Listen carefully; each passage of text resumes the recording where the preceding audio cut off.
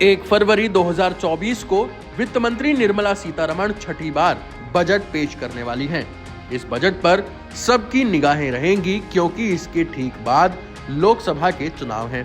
हालांकि बजट में कुछ ऐसे आंकड़े रहने वाले हैं जिस पर अर्थशास्त्रियों से लेकर बजट की समझ रखने वालों की निगाहें रहने वाली हैं। हम इस वीडियो में उन्हीं आंकड़ों का जिक्र करने वाले हैं।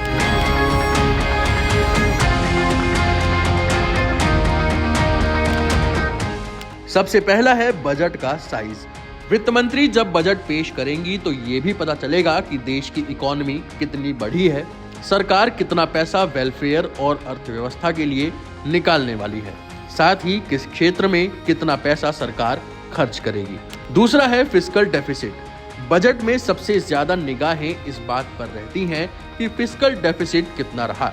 इससे ये पता चलता है कि सरकार ने कितनी कमाई की और कितना खर्च किया, यानी कि सरकार की कमाई और खर्च में कितना अंतर रहा, ये ही फिस्कल डेफिसिट है।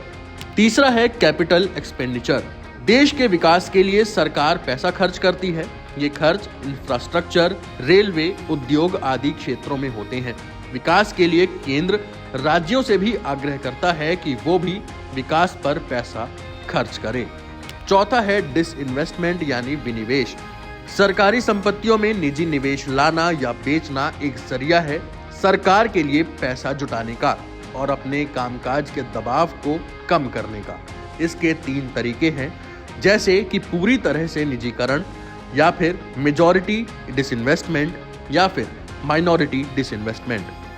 5वां है नॉमिनल जीडीपी ग्रोथ। ये माना जाता है कि टैक्स से होने वाली कमाई और फिस्कल डेफिसिट दोनों नॉमिनल जीडीपी पर निर्भर होते हैं और ये असली जीडीपी ग्रोथ और जीडीपी में रुकावट पैदा करने वाले फैक्टर्स पर आधारित होते हैं, जो रिटेल और होलसेल प्राइस इंडेक्स में होने वाली वृद्धि को मिलाकर बनता है।